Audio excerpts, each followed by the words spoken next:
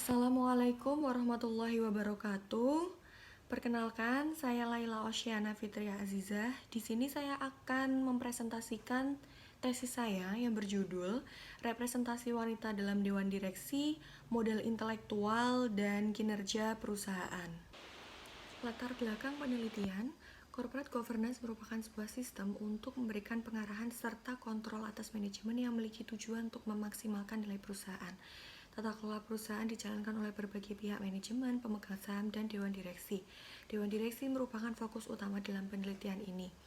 Hal-hal yang berkaitan dengan dewan direksi, salah satunya yaitu tindakan yang dilakukan dewan direksi berkaitan dengan struktur dewan yang akhirnya akan meningkatkan kinerja perusahaan. Selain itu juga OJK mengeluarkan roadmap tata kelola perusahaan Indonesia yang menyatakan bahwa tata kelola yang baik diperoleh atau dicapai melalui kerangka tata kelola perusahaan, perlindungan pemegang saham, peran pemangku kepentingan, transparansi informasi, serta peran dan tanggung jawab dewan direksi perusahaan. Memasukkan wanita dalam jajaran dewan direksi perusahaan ini akan memberikan peningkatan kinerja perusahaan. Hal ini didukung oleh penelitian yang dilakukan Grand Thornton Internasional, yaitu Women in Business, di mana Indonesia menempati urutan keempat dalam proporsi wanita tertinggi dalam posisi kepemimpinan. Selain itu juga penelitian ini didukung oleh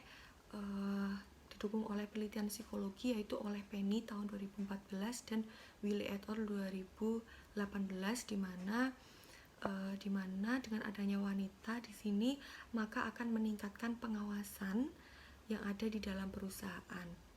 Penelitian-penelitian menunjukkan juga bahwa adanya dampak nyata dari representasi wanita dalam dewan direksi kepada berbagai aspek usaha perusahaan, yaitu dampak yang lebih baik pada corporate social responsibility, audit, kemudian juga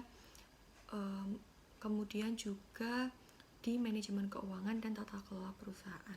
Nah, mayoritas penelitian yang ada menjelaskan dampak dari representasi wanita dalam dewan direksi terhadap kinerja perusahaan dengan memanfaatkan rasio akuntansi berbasis aset berwujud tetapi mengabaikan pentingnya aset tidak berwujud seperti modal intelektual. Mengapa penelitian ini penting?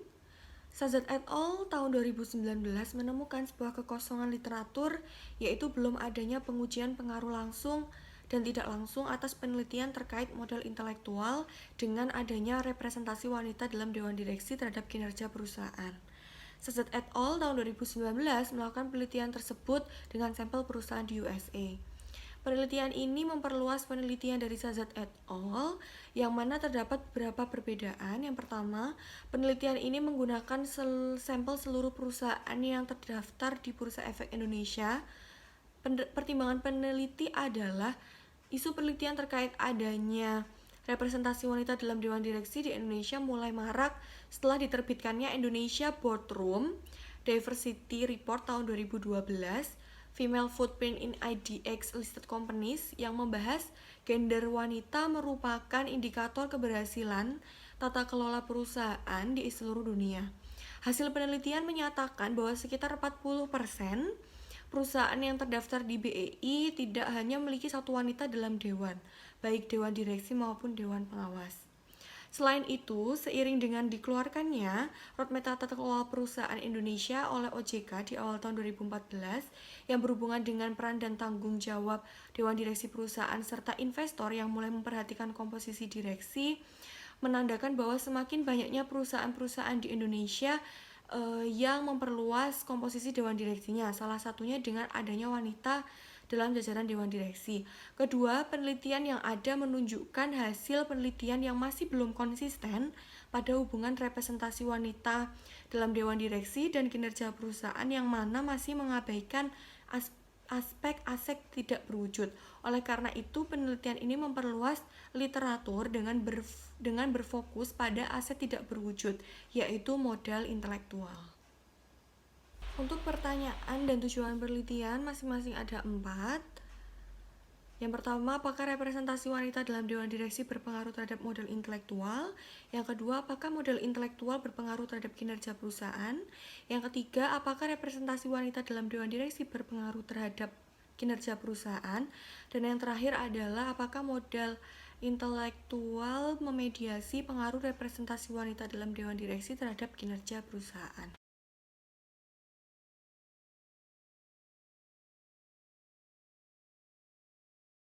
Penelitian ini menggunakan landasan teori, yaitu resource dependency theory dan resource based theory. Pengembangan hipotesis yang pertama yaitu representasi wanita dalam dewan direksi dan modal intelektual, di mana pengembangan hipotesis ini dibangun dari teori RBT yang menyatakan bahwa keunggulan kompetitif itu dapat dari sumber daya tidak berwujud, yaitu kunci keberhasilan organisasi dan dapat dibuat, dipelihara atau dihabiskan melalui interaksi dengan para pemangku kepentingan. Keunggulan adanya representasi dalam dewan direksi yaitu meningkatkan efektivitas komersial dan dengan meningkatkan kemampuan dewan, keahlian dan kebijaksanaan serta kecerdasan kolektif, kemudian juga memastikan pengawasan yang lebih baik dan meningkatkan transparansi, kemudian yang terakhir adalah pengetahuan yang lebih baik tentang pasar dan identifikasi yang lebih baik terkait dengan pelanggan dan karyawan, dan dengan demikian menumbuhkan lingkungan informasi yang lebih luas untuk menyaksikan pengungkapan modal intelektual. Sehingga satu, representasi wanita dalam dewan direksi berpengaruh positif terhadap modal intelektual.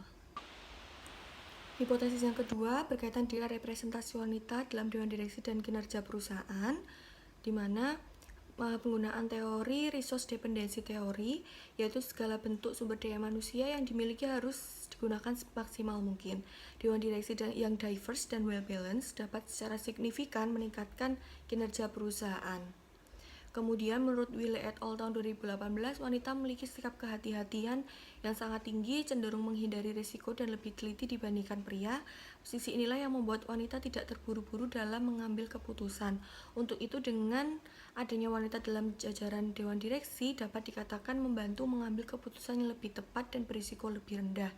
Dengan risiko yang lebih rendah, maka kinerja perusahaan dapat meningkat. Hipotesis yang ketiga berkaitan dengan modal intelektual dan kinerja perusahaan, di mana semakin baik kualitas modal intelektual dalam suatu perusahaan, maka semakin efisien penggunaan modal perusahaan.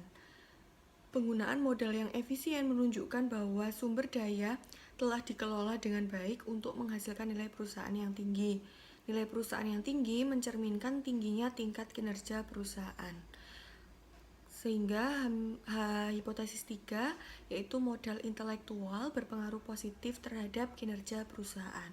Hipotesis yang keempat yaitu hubungan representasi wanita dalam dewan direksi dan kinerja perusahaan melalui modal intelektual sebagai pemediasi.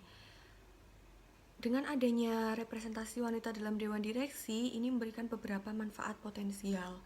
Manfaat potensial yang ada dengan adanya jajaran wanita dalam dewan direksi itu dianggap sebagai modal intelektual. Penggunaan modal intelektual yang semakin efisien dan semakin baik, maka akan mencerminkan nilai perusahaan yang tinggi. Nilai perusahaan yang tinggi akan meningkatkan kinerja perusahaan. Sehingga hipotesis yang keempat adalah hubungan antara representasi wanita dalam dewan direksi dan kinerja perusahaan dimediasi oleh modal intelektual. Selanjutnya adalah metodologi. Penelitian ini menggunakan seluruh sampel perusahaan yang terdaftar di BEI tahun 2015 sampai dengan tahun 2019. Kemudian penelitian ini menggunakan metode purposive sampling.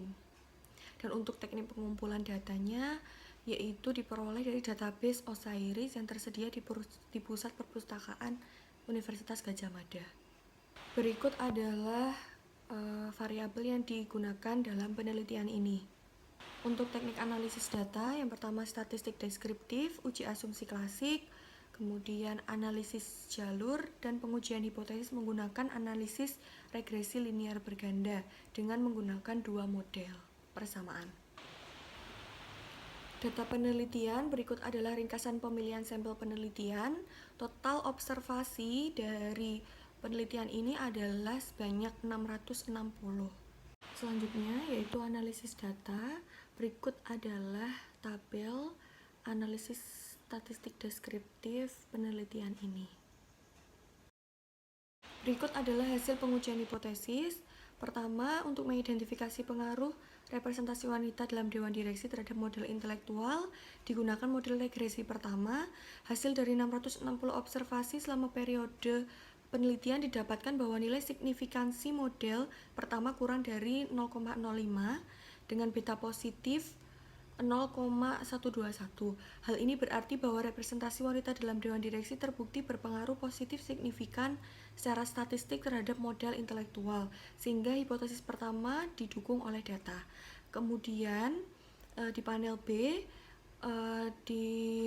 terlihat bahwa pengujian variabel representasi wanita dalam dewan direksi terhadap kinerja perusahaan menunjukkan bahwa DDW memiliki nilai signifikansi kurang dari 0,05 dengan beta positif 0,083, sehingga dapat disimpulkan bahwa hipotesis 2 didukung oleh data.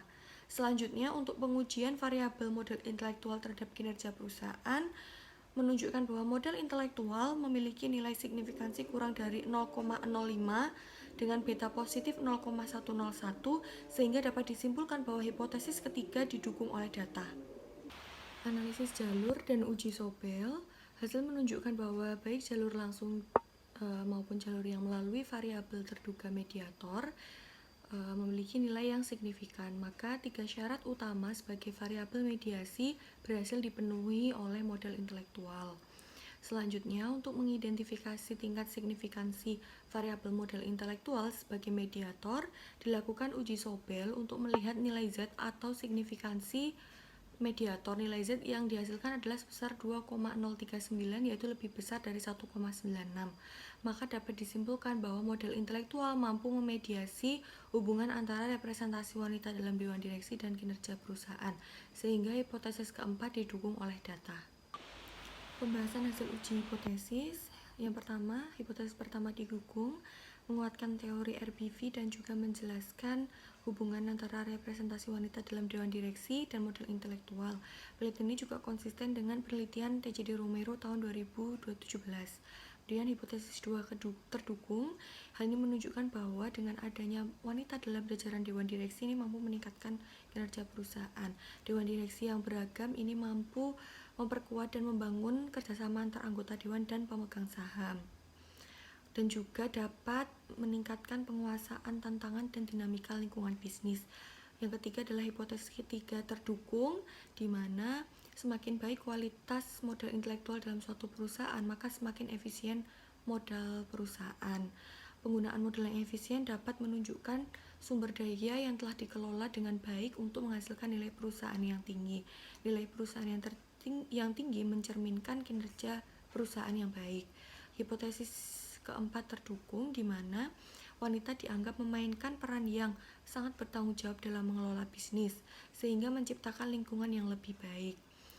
Hal ini dianggap sebagai modal intelektual yang dimiliki oleh wanita, sehingga merangkum semua komponen yang diperlukan yang dapat membantu bisnis berkembang dalam hal kinerja perusahaan. Kesimpulan penelitian ini yaitu representasi wanita dalam dewan direksi memberikan manfaat potensial bagi perusahaan.